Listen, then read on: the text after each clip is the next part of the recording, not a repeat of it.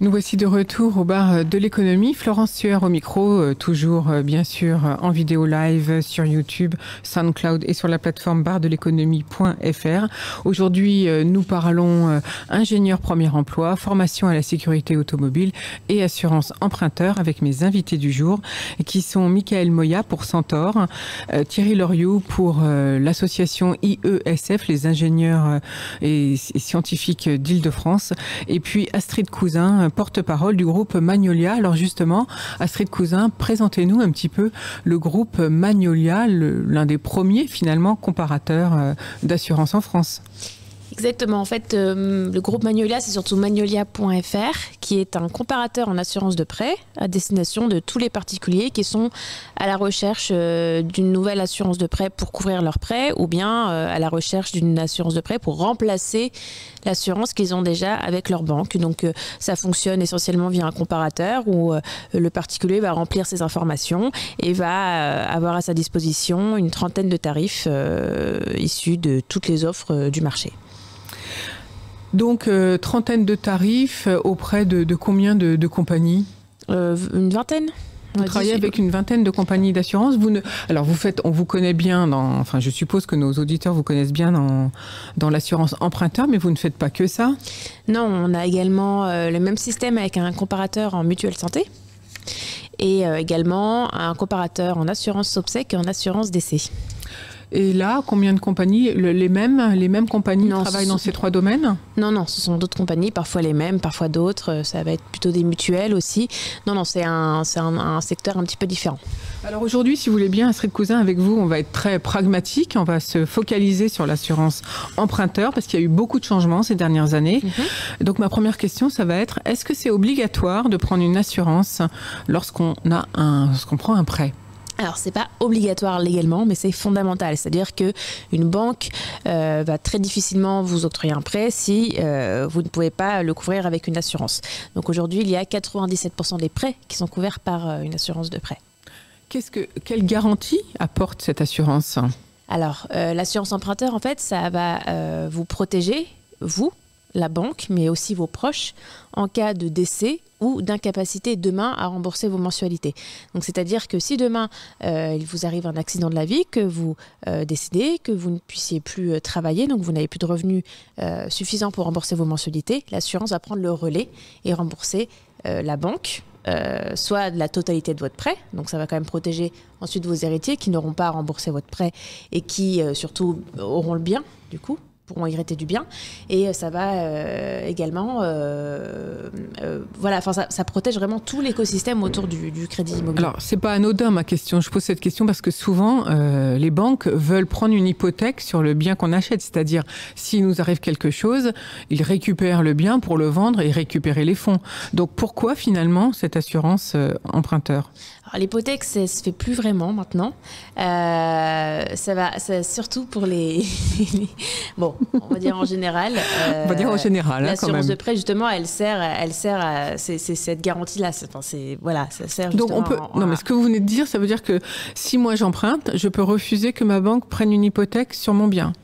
Logiquement, si j'ai l'assurance. Oui, exactement, oui. Parce que souvent, c'est double emploi, ils font. L'hypothèque, c'est surtout pour les personnes seniors, les 50 ans et plus, qui ne peuvent pas, justement, qui présentent un profil à risque, qui sont trop à risque aujourd'hui pour que la banque puisse leur octroyer une assurance de prêt.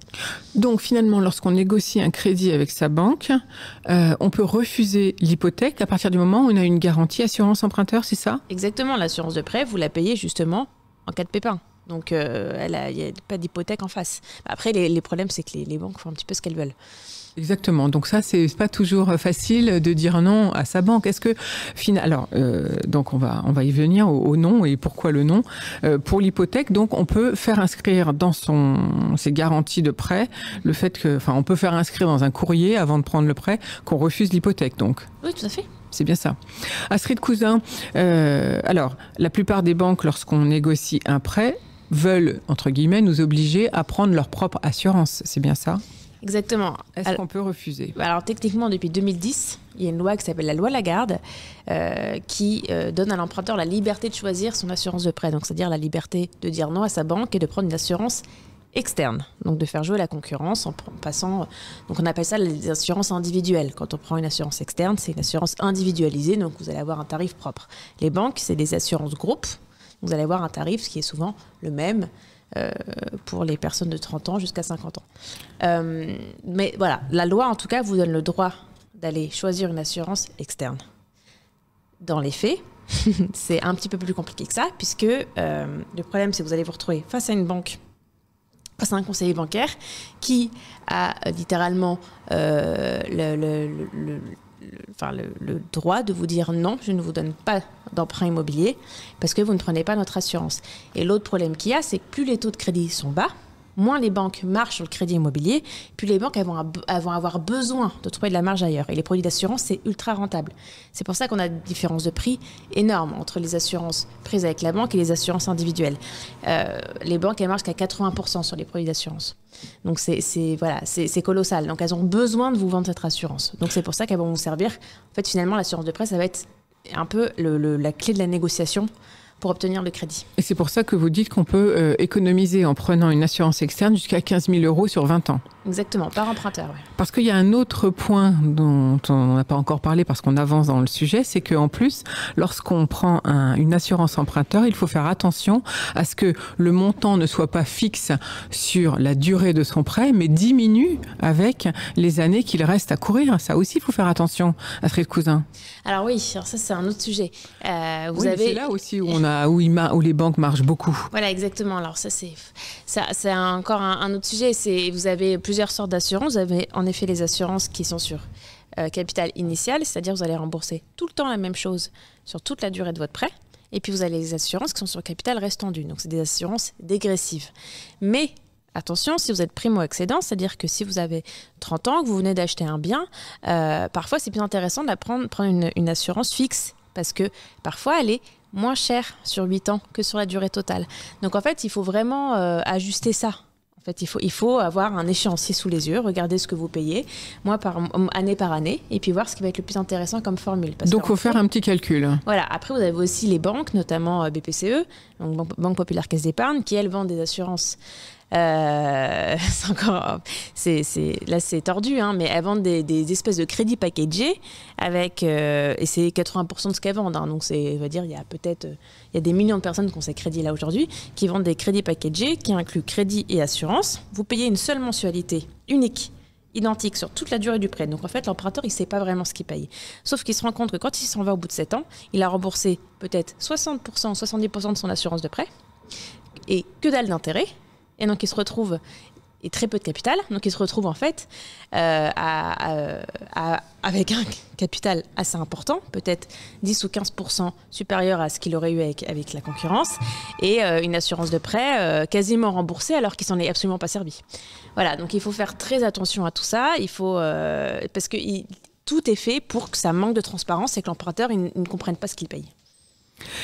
Alors, c'est très important tout ce que vous venez de dire parce que finalement, c'est très sioux tous ces contrats et il faut lire les petites lignes, il faut poser les bonnes questions lorsqu'on cherche un crédit.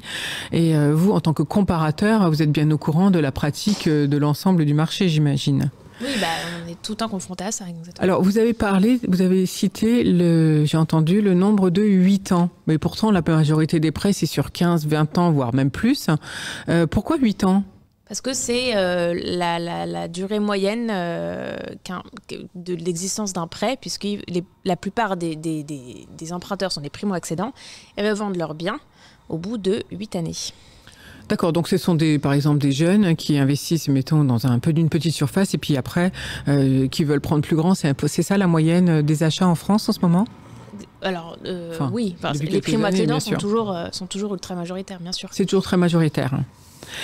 Alors après, venons-en pour ces assurances emprunteurs, venons-en un petit peu aux plus âgés, notamment pour la tranche 50-60 ans.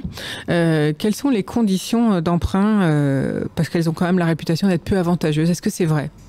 Alors, Les seniors, c'est assez particulier parce que en même temps, c'est un public ultra solvable, c'est-à-dire ils sont financièrement très solides, ils ont souvent déjà un bien, des revenus locatifs, une assurance vie, voilà, des placements qui servent aux banques en fait pour les définir en tant que des emprunteurs solvables. Mais pour autant, c'est un public à risque et qui vont se retrouver justement bloqués avec ces questions d'assurance de prêt pour différentes raisons, soit parce qu'ils vont avoir ou ils ont eu des pépins de santé, et ça va être très compliqué pour eux d'en trouver une.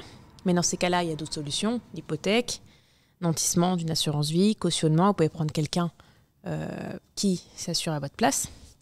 On peut prendre quelqu'un qui s'assure à sa place. Oui, alors c'est toujours c'est quand même des solutions qui sont un peu plus onéreuses. Mais quelqu'un peut se porter caution, exactement. Ça s'appelle le cautionnement. Ça s'appelle le cautionnement. Voilà, exactement. Mais voilà, les banques, elles n'aiment pas vraiment ça la plupart du temps. Donc il faut quand même réussir à... ce qui marche le mieux, c'est d'avoir quand même un bien en hypothèque, qui puisse rembourser le prêt. Donc ça, c'est ce que vous conseillez pour quelqu'un qui a des problèmes de santé. De toute façon, si on ne peut pas le couvrir, c'est tout ce qui lui reste. Donc, il n'a pas le choix. Voilà, il n'a pas le choix. Après, vous pouvez avoir quelqu'un, un senior qui est en très bonne santé, mais qui est déjà un petit peu âgé, qui dépasse les 55 ans, et qui va se retrouver avec un taux d'assurance tellement important. Ah, parce qu'on appelle ça déjà un peu âgé à partir de 55 ans ? En assurance de prêt, c'est vous passez un gap assez important en termes de tarifs. Voilà. Donc non, enfin bref. Non, c'est le classement de nos sociétés qui fait que 55 ans, ça y est, on est labellisé comme étant âgé et du coup, ça coûte beaucoup plus cher. C'est ce que veulent les banques, en fait. C'est ça que vous dites là. Voilà, disons que c'est très compliqué d'emprunter après 60 ans. Donc 55 ans, vous êtes déjà dans la tranche haute des seniors. Voilà. Et donc, vous pouvez aussi vous retrouver donc, à être un senior de 50 ans, 55 ans, en très très bonne forme, mais qui va quand même se retrouver avec une assurance de prêt assez chère et qui du coup va se retrouver bloqué avec les questions de taux d'usure. Donc le taux d'usure, c'est le taux maximal auquel une banque peut vous prêter de l'argent, qui est défini chaque trimestre par la Banque de France. Et si le taux de votre crédit, le taux de votre assurance et d'autres taux qui sont inclus là-dedans, si votre TAEG, votre taux annuel effectif global, dépasse ce taux d'usure, la banque, elle n'a pas le droit de vous prêter de l'argent.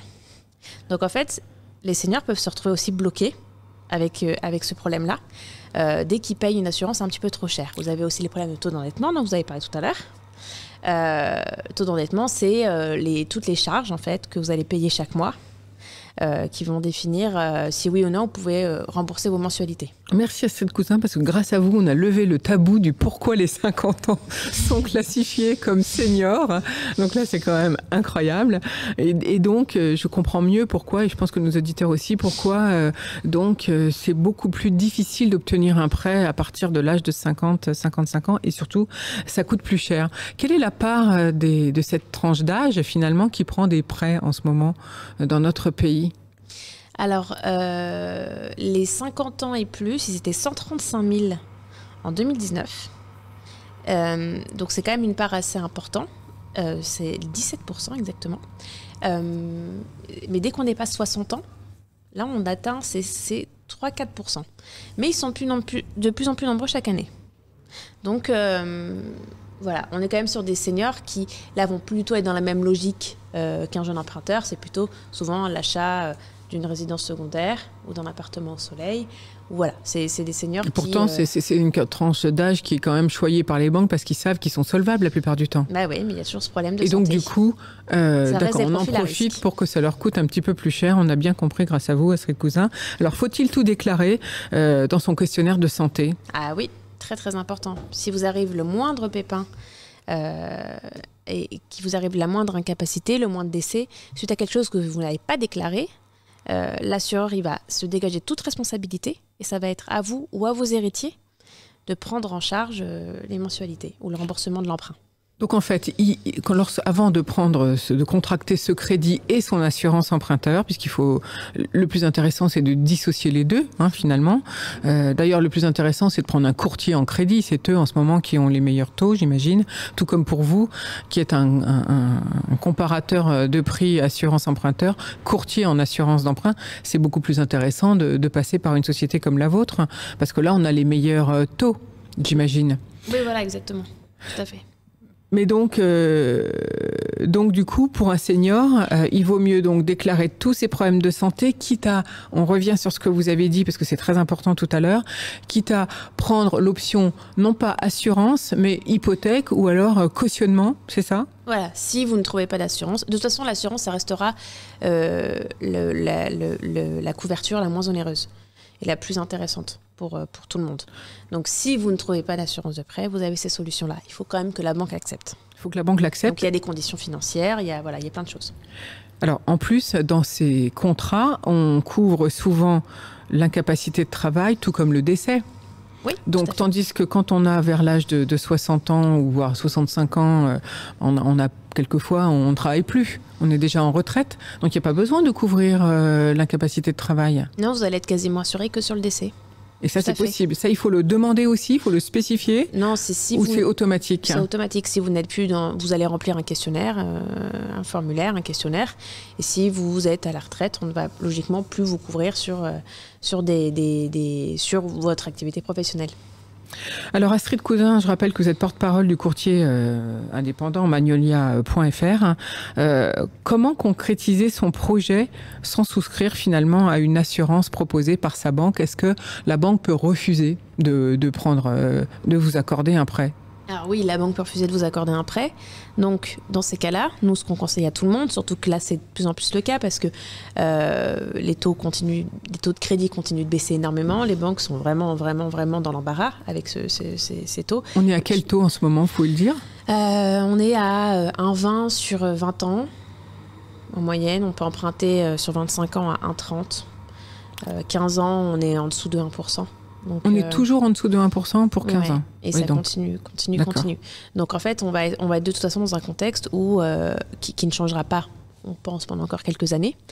Donc de toute façon, la pression que la banque va vous mettre pour prendre son assurance va continuer, va rester là dans la relation entre l'emprunteur et le banquier. Donc ce que nous, on conseille de faire à tout le monde, c'est vous prenez l'assurance de votre banque, et puis de toute façon, vous avez 2 lois qui vous permettent d'en changer. Vous avez la loi Hamon qui vous permet d'en changer quand vous voulez la première année après la signature de contrat. Donc vous signez votre contrat, vous pouvez d'ores et déjà commencer les démarches pour changer d'assurance. Et une deuxième loi, si jamais vous avez loupé le code de cette première année, vous avez une deuxième loi qui vous permet de changer chaque année à date d'anniversaire du contrat. Donc vous avez quand même aujourd'hui toutes les portes de sortie qui existent pour vous débarrasser de l'assurance de votre banque qui vous coûte trop cher. Donc le meilleur conseil que vous venez de nous donner, c'est que si on veut prendre un prêt à des bonnes conditions et que la banque nous impose sa propre garantie d'assurance emprunteur, eh bien autant attendre quelques mois. Pendant la première année, on peut changer quand on veut, ou alors à date d'échéance du contrat l'année suivante, on peut changer aussi quand on veut, si on a gardé bien sûr tous les documents.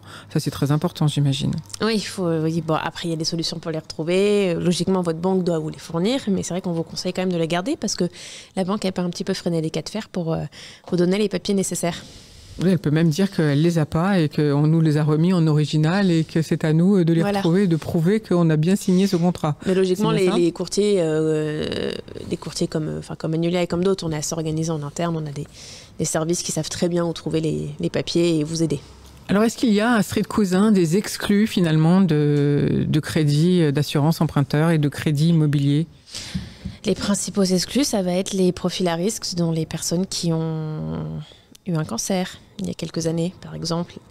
Les personnes qui sont atteintes d'une maladie, vous avez des maladies auto-immunes, des maladies rares, voilà, tous ces profils-là, ça va être très très compliqué pour eux de trouver quelqu'un qui veuille bien les couvrir.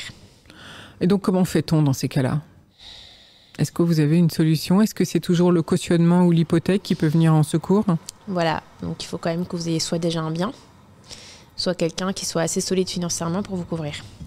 Mais alors pour la tranche d'âge donc des 50 et plus, jusqu'à quel âge peut-on prendre finalement ? Jusqu'à quel âge nous accepte-t-on ? Est-ce qu'à 65-15 ans, on a le droit de refaire sa vie ? Parce que là aussi, il peut y avoir des divorces, des séparations et besoin de réemprunter pour se reconstruire un bien. Une banque, elle ne va pas vous couvrir au-delà de 70-75 ans maximum en assurance individuelle. Vous pouvez vous couvrir jusqu'à 90 ans. Au prix fort, mais jusqu'à 90 ans. objectivement, on peut toute sa vie finalement, on peut emprunter pour acheter un bien immobilier. Ça, on va dire, c'est le rêve. Voilà, ça c'est en tout cas c'est possible. En tout cas, c'est possible. Voilà. Alors, dans la réalité, c'est pas tout à fait vrai. C'est ça que vous dites, Astrid Cousin ? On en a des emprunteurs de 70 ans, 75 ans. Donc non, ça existe vraiment, ça existe. Voilà. Mais avec le vieillissement de la population, est-ce que c'est pas des règles qui vont être assouplies dans le futur ? Est-ce qu'il n'y a pas une réflexion qui est menée en ce moment ? Sur l'emprunt immobilier, les seniors très très âgés ne seront jamais la cible principale. En tout cas, il y a des solutions, il y en a de plus en plus. Ça reste des profils quand même qui peuvent payer des mensualités importantes. Donc ça reste quand même des profils intéressants. Et puis ça reste des profils qui, même si demain elles trouvent une assurance à 1,50 et qu'elles ont emprunté à 1, ça reste un taux global à 2,50 qui est quand même pas délirant, quoi. Donc quoi qu'il arrive, c'est une population qui reste intéressante, mais ce ne sera pas la population ciblée centrale par les banques, bien sûr. Alors, je récapitule, Astrid Cousin, ce que vous nous avez appris aujourd'hui. Donc, l'assurance prêt immobilier se négocie. Elle peut se résilier même pendant la première année. Elle peut se résilier ensuite, donc tous les ans, à date, à échéance, anniversaire.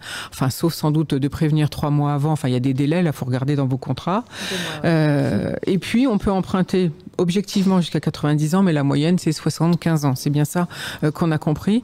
Astrid Cousin, vous êtes la porte-parole de Magnolia.fr. Pour conclure, qu'est-ce qu'on peut donner comme conseil ou qu'est-ce qu'on peut dire à nos auditeurs ?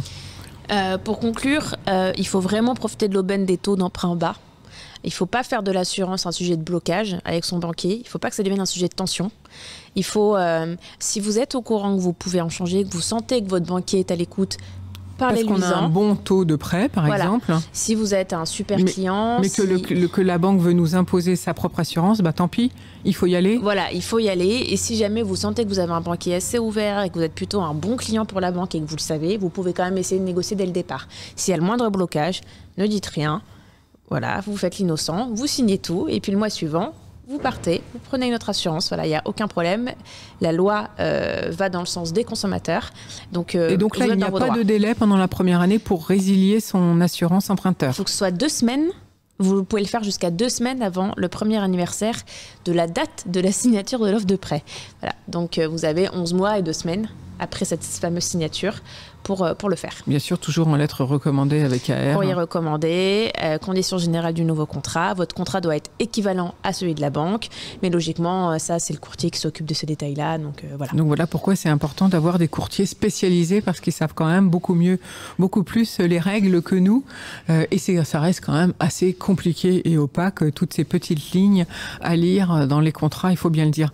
Merci pour ce grand tour d'horizon sur l'assurance emprunteur, Astrid Cousin. Merci. On va faire tout de suite une nouvelle pause musicale et puis on revient avec vous au bar de l'économie dans une petite minute.